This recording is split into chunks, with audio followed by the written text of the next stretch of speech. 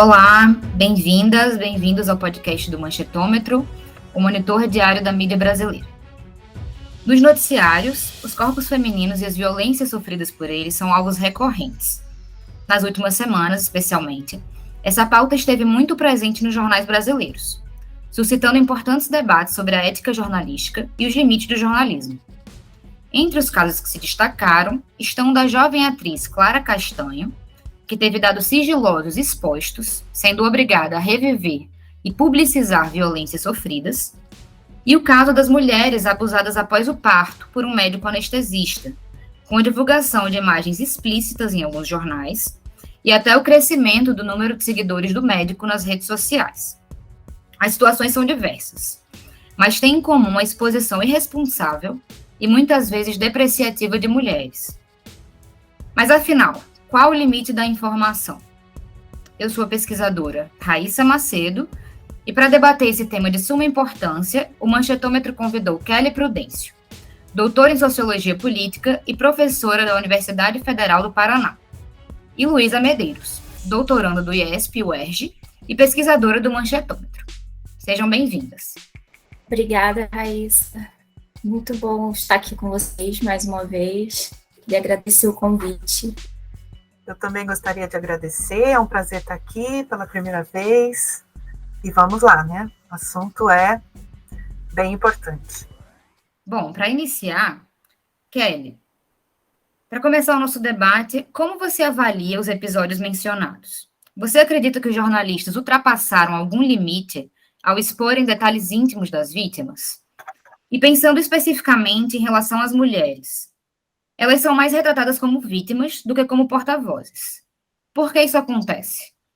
Bem, para começar, a gente precisa distinguir duas coisas, né? O que é uma convenção de boa prática jornalística e o que aconteceu nesses dois casos, né? No primeiro caso, no caso da Clara Castanho, a confusão começou não por uma cobertura jornalística, a primeira informação não adveio de notícia, né, daquilo que se convencionou chamar de jornalismo profissional, mas de um site de fofoca, né, a partir de um vazamento do próprio hospital, né. Então, a partir dessa tragédia que aconteceu, né, que é a invasão da vida privada, e um desvio de uma própria funcionária do hospital, a partir disso, qual seria, então, de se esperar que o jornalismo profissional fizesse?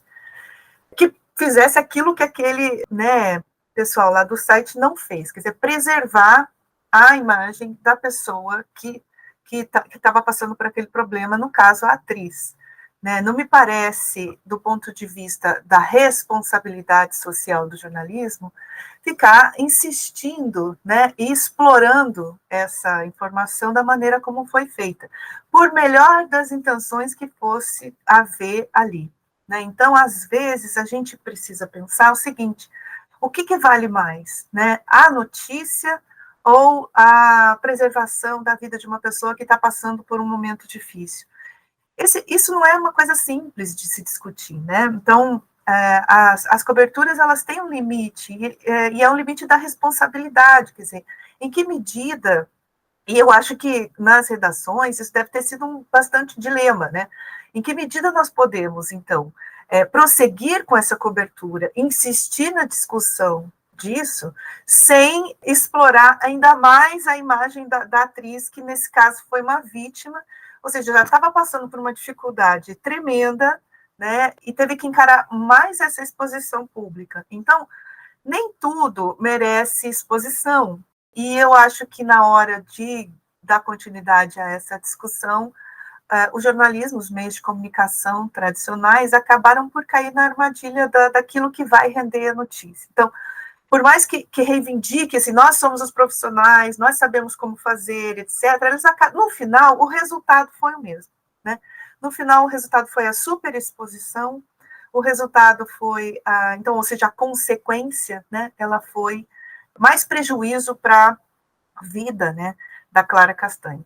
Então, não existe uma resposta fácil, né? Existem os protocolos, né, da produção jornalística, existem, como você falou ali, né, Raíssa, no início, os limites éticos, né, quando a gente vai falar de ética, envolve já uma discussão bastante filosófica, né? O que a gente costuma chamar de ética jornalística, ou ética profissional, em qualquer profissão, está muito ligada a uma normatização, quando, na verdade, tem a ver com um momento, né, de reflexão sobre vamos fazer o que com isso, né? Então, eu acho que esse momento não houve, sabe? Não houve essa reflexão. Então, assim, a boa intenção, né, dos veículos, dos jornalistas, nesse caso, de sair em defesa da Clara Castanho, acabou por prejudicá-la mais uma vez.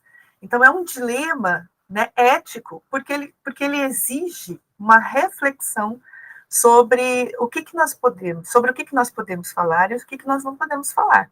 E, às vezes, abrir mão de uma pauta, né, dessa é uma decisão ali de, assim, mas se a gente não falar, o concorrente vai falar. Então, virou uma disputa de mercado, para ver quem que falava mais sobre o assunto, né? E, às vezes, não entrar no assunto é a postura mais aceitável, né? Mas o que aconteceu ali foi que, né, o Fantástico explorou bastante, né, e numa matéria longuíssima, né, a atriz naturalmente não gostaria de, né, de ser vista, de falar com essa imprensa, que está passando por um momento muito delicado, né, então, e outra, né, é uma discussão que envolve muitas paixões. Então, quando a gente fala de aborto, isso vai mobilizar paixões e posições e um debate mais acirrado, né, então, sabendo disso, sabendo a sociedade na qual nós estamos, né, que isso provavelmente, né, com certeza iria acontecer, eu acho que a gente precisaria de um momento de maior reflexão sobre isso.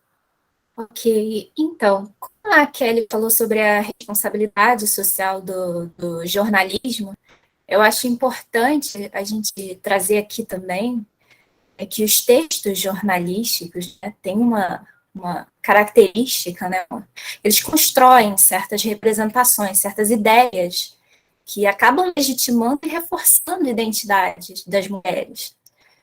A gente tem que pensar que as produções jornalísticas, elas não são um lugar de informação neutro. Ele é afetado pelas condições de produção, pelo contexto, pelos valores presentes na sociedade. Então, o jornalismo ele é atravessado por todas essas relações de poder, né, valores, enfim. E ele acaba produzindo certos sentidos, ele gera identificações no leitor, ele acaba construindo e reforçando identidade. Então, no fim das contas, vale a pena a gente pensar que as produções jornalísticas, elas acabam produzindo conhecimento a respeito do gênero feminino, a respeito da mulher. Eu vi um trabalho recente, né, desenvolvido pela USP, que eu achei muito interessante. Fez uma análise de conteúdo. Nessa análise, ela identificou 4 principais tipos de representações sobre a mulher nos jornais, né? A vitimização, que é o que a gente está discutindo aqui hoje, né, com mais ênfase, até porque tem estado muito presente nos últimos meses, é um desses tipos de representação muito recorrente nos jornais, né? As mulheres como vítimas, não como porta-vozes, né? Mas existem outros também, de acordo, né, com essa pesquisa, existiriam outros 3 tipos de representações, que seria da domesticidade, né, a ênfase nos aspectos familiares, no papel como mãe, como esposa, em detrimento de um possível destaque para o trabalho, por exemplo. A representação da objetificação, e aí nós tivemos um exemplo, enfim, gerou até um debate, né, nas redes, que foi a reclamação da Manu Gavassi a respeito da forma como a revista Ela, do Globo, retratou, né, colocou ela na capa, dizendo que ela falou de trabalho, de política, de muitos temas, o que foi escolhido pelo jornalista para ficar ali no destaque, propositalmente e para chamar atenção, foram as mudanças na aparência dela, né? Enfim, um exemplo desse tipo de representação feminina da objetificação, né? E também o da infantilização. Então, essas representações nos textos jornalísticos, né, vitimização, que é o que a gente está discutindo mais aqui, acaba reforçando certas identidades e acabam silenciando outras também. Essas representações, elas fixam certos sentidos para o público do que é ser mulher. Então, quando a Kelly fala essa questão da responsabilidade social do jornalismo, eu penso muito nisso, porque muitas vezes a busca pela popularização da notícia é o que é priorizado, principalmente por esses colunistas, em detrimento da responsabilidade social do jornalismo enquanto produtor de sentidos na sociedade. Obrigada, Luísa. Podemos passar para a nossa próxima questão, então? Bom, recentemente foi lançado um documentário sobre o assassinato da atriz Daniela Pérez, cometido por Guilherme de Pádua, que à época era seu par romântico em uma novela. Por opção dos diretores do documentário, não é dado espaço para a defesa dos condenados pelo crime. Por outro lado, vários jornais têm divulgado falas de Guilherme de Pádua, e há quem argumente que, ao negar espaço para a defesa, se fortalece uma narrativa de parcialidade da cobertura. Qual posição vocês avaliam como a mais responsável para o jornalismo diante de uma situação como essa? Quem quiser começar respondendo. Essa é uma questão um pouco mais complicada, porque o documentário não necessariamente ele tem as mesmas exigências, né, que uma notícia. Então, por exemplo, a escolha dos editores, ela está fundamentada, né? Então, eles optaram por construir essa história a partir do ponto de vista, né?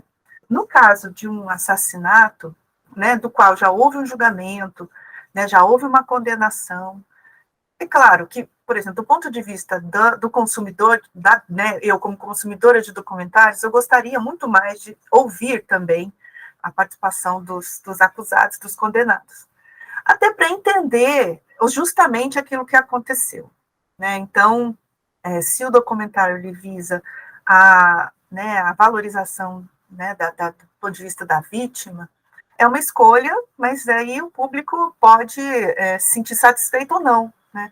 Mas essa relação ela é assim com qualquer outros documentários e tal.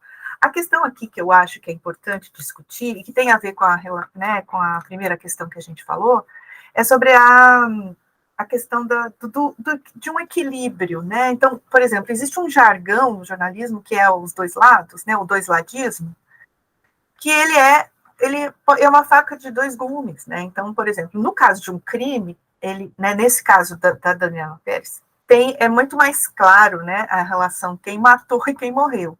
No caso lá da Clara Castanho, é diferente, e no caso das mulheres, né, que foram estupradas pelo médico, né, no hospital, do anestesista, isso envolve uma série, como a Luísa falou, uma série de representações sociais que estão muito arraigadas na nossa, né, na nossa formação histórica e cultural no Brasil, que fica mais difícil de traduzir num texto jornalístico toda essa complexidade. Nesse caso da Daniela Pérez, é como se a gente for fazer uma exigência, né, jornalística ao documentário, a gente vai pensar assim, então precisava ter o outro lado, né? Como se os lados fossem sempre equivalentes, né? Nós temos recentemente na história do Brasil visto diariamente essa questão da falsa equivalência, né?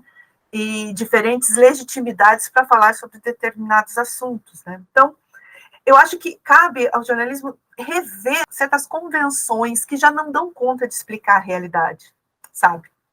Então, num documentário desse, embora a gente entenda que do ponto de vista da produção, né, os editores eles têm o direito de escolher como que eles querem contar essa história, mas do ponto de vista do debate público, é bastante complicado quando você não tem mais elementos e mais aspectos para compor, né, para conversar com esse produto que é o documentário. Então, como eu estava dizendo, rever algumas coisas, né? Não dá para a gente se basear nos mesmos valores de notícia, de relevância pública, né? Esse debate ele precisa estar mais qualificado, ele não pode se basear no doisladismo, né? Como se isso fosse resolver tudo. Isso que a gente falava antes, isso desresponsabiliza os produtores de informação, certo? Daquilo que eles estão produzindo, né? Então, por exemplo, não, eu dei a palavra para este lado, dei a palavra para a oposição, e aí, né, e joga para a torcida. Quer dizer, isso é uma desresponsabilização, né? Isso é dizer que se eu cumprir a regra, né, se eu cumprir o manual, eu estou livre de ser responsabilizado pelo resultado daquilo, né? Então, E aí que a gente precisa discutir, talvez, uma questão mais formativa, né, de profissionais, porque o que é mais importante? É emplacar uma notícia ou é, de fato, né, emplacar no sentido de um desempenho individual, né, uma performance do profissional é mais importante do que a própria notícia, do que a própria informação, e como essa informação, da forma como ela é apresentada, vai participar ou contribuir para o aprimoramento, né, do próprio debate. Então, esse documentário, desculpa, gente, eu não vi ainda, né, os episódios, mas, assim, eu conheço a história, né, e eu estava lá, né, vendo quando aconteceu. E já naquela época, era uma exploração muito sensacionalista do caso, né? Então, eu lembro de fotos da atriz esfaqueada sendo mostradas, assim, sem nenhum pudor e tal. E sempre uma discussão muito assim, o Guilherme de Pádua e a esposa da Paula, né, muito desequilibrados, né, pessoas com problemas, a Daniela foi atacada e tal, não sei o quê, e não se fazia uma discussão naquela época sobre, por exemplo, violência contra a mulher, certo? Uma discussão que já foi, que amadureceu depois, né? Então não dá para entender, por exemplo, quando a gente vê hoje, 2022, a cobertura, por exemplo, dos estupros que aquele médico cometeu, assim, tratando assim, como se vamos tratar isso de uma maneira assim, não, ele fez isso, ele vai ser condenado, né? E as vítimas, né, sempre como sem voz, né? Como se essa coisa da mulher indefesa, essa representação da mulher indefesa, como se ela não pudesse falar por si mesma.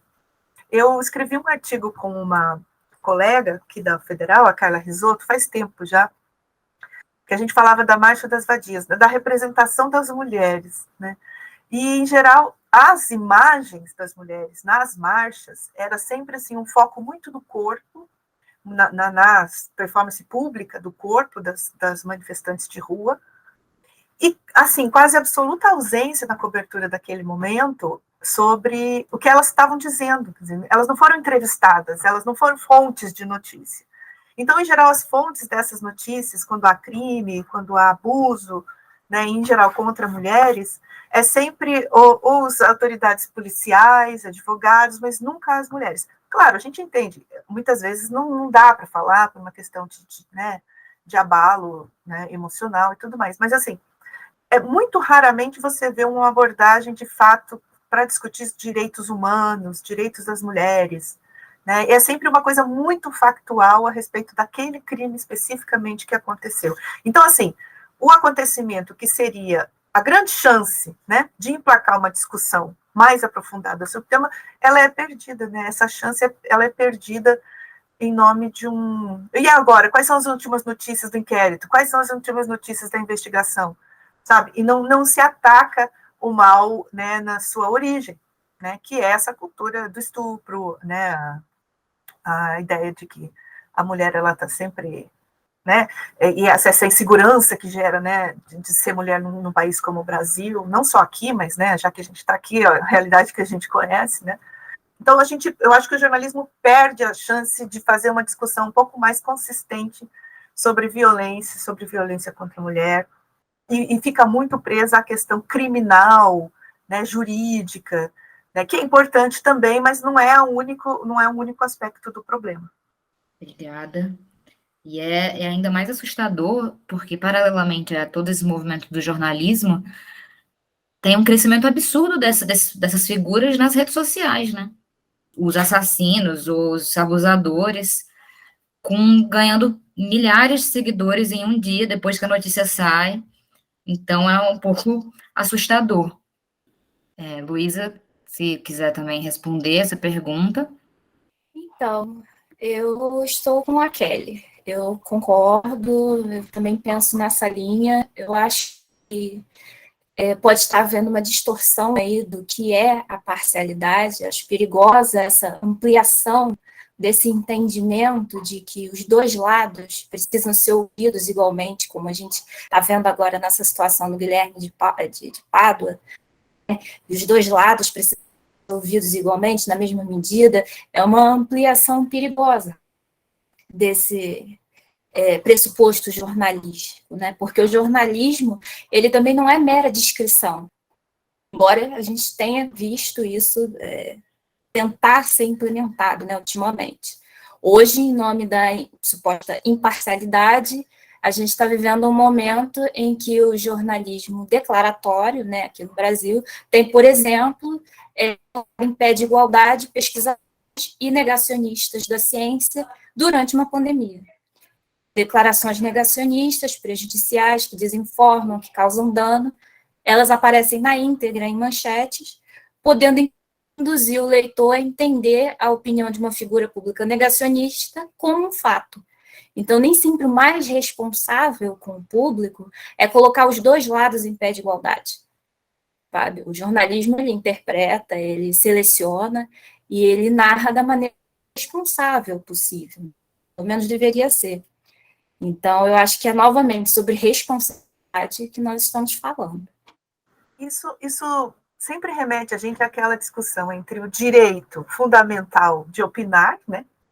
O direito fundamental das pessoas à livre expressão e as liberdades, né? Que está presente na tensão entre o liberalismo, né? Que vai defender as liberdades, e a democracia, que vai garantir direitos, né? Então, essa coisa da proliferação de pessoas que ganham repercussão, principalmente a partir das redes digitais, e muitas dessas notícias, desses casos, eles são muito, né, interpretados de maneiras distintas nesses espaços, dando, né, como a gente fala assim, palco para maluco, né?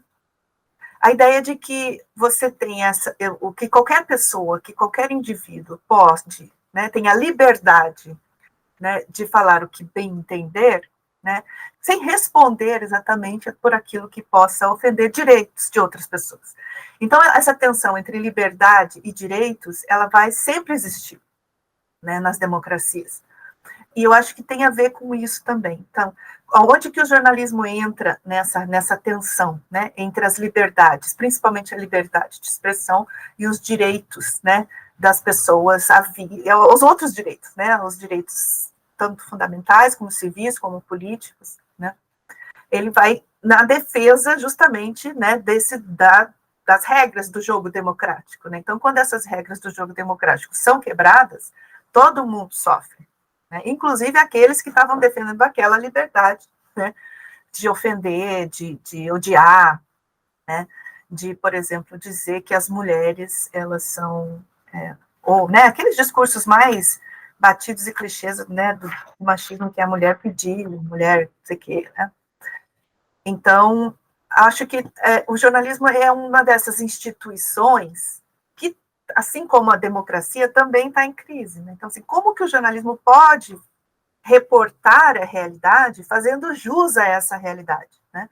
E a gente sempre fala assim, olha, é preciso dar nome às coisas, aos fatos, o que eles são. Então, o fato não é que tem que predominar, quer dizer, o fato que vai ser transformado em notícia tem que predominar. Então, se há um discurso de ódio, ele não pode ter a mesma legitimidade, certo, que uma opinião divergente. Então, quer dizer, a opinião divergente não é igual ao discurso de ódio. Então, o discurso de ódio, ele não tem legitimidade. O discurso de ódio não tem nem que ser considerado na esfera pública.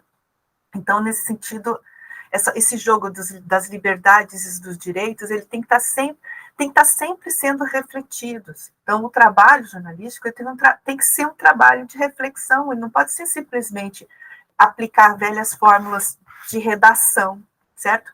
Aos acontecimentos, e muitas vezes isso acontece. Então, não adianta aparecer apresentador na televisão com cara de indignado, entende? Para fazer cena.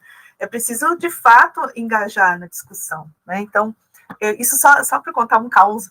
Uma vez me entrevistaram em 2016 sobre as ocupações dos estudantes nas escolas aqui do Paraná, né? Em 2015 teve em São Paulo, e em 2016 aqui em Curitiba teve muitas ocupações nas escolas, né? E a repórter da Folha de São Paulo me perguntava assim, não, mas o que pode explicar essa mobilização? E eu fui explicar que o que eu estudo, né, mobilizações, Então, olha, as mobilizações, elas são assim, então os estudantes estão ali, naquele espaço, para chamar a atenção justamente, né, dos meios de comunicação para algo que eles querem dizer e não são ouvidos, né? Eu falo assim, isso é da democracia, né? Isso é da democracia, quer dizer, o direito de reivindicar, né, de lutar para ter sua demanda ouvida, né? Então, aí ela disse que ela não poderia, isso era uma fala minha, ela não poderia colocar isso na matéria porque ia parecer falta de imparcialidade, que ela estaria defendendo o lado dos estudantes. Aí eu argumentei com ela assim, não, mas então você faz o seguinte, diz que fui eu que falei, não é você, né? Mas assim, você vê como que isso acontece na própria cultura jornalística, assim, essa autocensura, quer dizer, antes de ir para qualquer lugar, quer dizer, a gente chegou num ponto tão absurdo que defender a democracia é ter um lado, sabe? Eu acho que essa coisa da esses valores que são vazios, que são só discutidos, tipo, neutralidade, imparcialidade, equilíbrio, eles têm que fazer sentido, senão a gente vai ficar nesse vácuo, né, de debate. O que a gente tem hoje é a ausência de debate, né? O jornalismo ele não está participando diretamente, como já participou, dos principais debates, né? Então, e aí não tomar partido da democracia, por exemplo, faz você tomar partido da não democracia, né? Então, se você não sai em defesa disso, é um tiro no próprio pé, né, de uma instituição que, historicamente, nasceu com a democracia, né? Então, e com o liberalismo. Eu acho que essa ausência de debate, posso estar errada, mas também diz respeito muito às discussões sobre o aborto, por exemplo, no Brasil. E aí isso nos leva à nossa última pergunta, que é o seguinte: no mês de junho, um intenso debate sobre os direitos das mulheres, principalmente sobre o aborto, tomou conta das redes sociais, em grande parte devido à decisão da Suprema Corte dos Estados Unidos de revogar o direito à interrupção da gravidez. De acordo com um levantamento realizado pela FGV, no Twitter, por exemplo, foram mais de 1 milhão de menções ao termo aborto aqui no Brasil, entre críticos e apoiadores. E aí, pensando na democracia brasileira, qual vocês consideram que é o papel e a importância da imprensa frente a esse debate público em torno dos direitos das mulheres? Como a gente já mencionou anteriormente, o jornalismo ele tem essa responsabilidade, ele executa esse papel fundamental, né, nas democracias como instituição social, né, que narra, que interpreta, que hierarquiza os acontecimentos, os assuntos, e, em alguma medida, influencia, né, a opinião pública e as decisões, né. Aqui no Brasil, nós temos uma mídia que é altamente com baixo pluralismo interno e externo, em que vários grupos sociais se encontram subrepresentados, inclusive nas redações. Então, nós temos na mídia opiniões que são privilegiadas, outras que são subrepresentadas ou simplesmente excluídas, outras que são estereotipadas, né? Enfim. Então, eu acho que a democratização da comunicação e a implementação de mecanismos regulatórios que assegurem uma pluralidade, que corrija certas distorções, que fomentem a diversidade, pode ser, sim, um caminho para começarmos, né, a mudar a situação, né? Né, Luísa? E esse debate sobre a regulamentação dos meios de comunicação, ele é barrado, né, imediatamente pelas próprias empresas, né, que elas conseguiram. E aí a gente tem que dar o braço a torcer, né? Esse setor, ele conseguiu, né, vender a ideia de que regulamentar os meios de comunicação é censura. E esse posicionamento colou, né, colou bastante, né? Então você vê muitos jornalistas, claro que não todos, né, defendendo isso, né, de que não tem que ter regulamentação. E o Brasil segue sendo um dos poucos países, né, democráticos, se é que pode chamar assim, no mundo que não tem regulamentação, né, dos meios de comunicação, justamente para garantir que não haja, né, a subrepresentação, a superrepresentação de alguns pontos de vista e a subrepresentação de outros, né, de tantos, da maioria dos outros. E é isso que garante, que a gente chama lá na nossa filosofia de paridade, né, garantir a paridade na disputa, né, de atenção, né? Porque, assim, o jornalismo é um ator muito importante, né, muito, muito fundamental numa democracia, que vai mediar, né, essas diferentes demandas que existem na sociedade por atenção, né? Na medida em que se ganha atenção, visibilidade, aí a gente consegue começar a negociar interesses com o sistema político, na forma de políticas públicas, na forma de, né, enfim, de garantias de direitos ou ampliação de direitos, né? Esse é o processo de democratização, né? Você vai sempre ampliando o horizonte, né, da inclusão, né, de mais pessoas na esfera dos direitos. Então, o jornalismo é fundamental nisso, né? Então, se não está claro, né, que para a sociedade, e o jornalismo é um ator social também, que isso que a gente tem que defender, quer dizer, nós estamos há tantos séculos, né, em busca disso, quer dizer, se não há um consenso hoje sobre o que nós queremos, quer dizer, o que é mínimo, né, a gente não está falando de posicionamentos, né, de direções partidárias ou ideológicas, a gente está falando de um mínimo de civilização, né, então o jornalismo não está perdido, então, certo? Eu acho que está.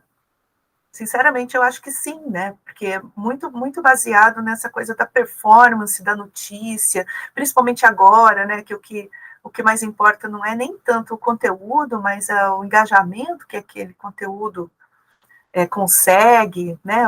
Essas manchetes, esses títulos que são caça-cliques e que você clica, não tem nada a ver com aquilo, e é frustrante.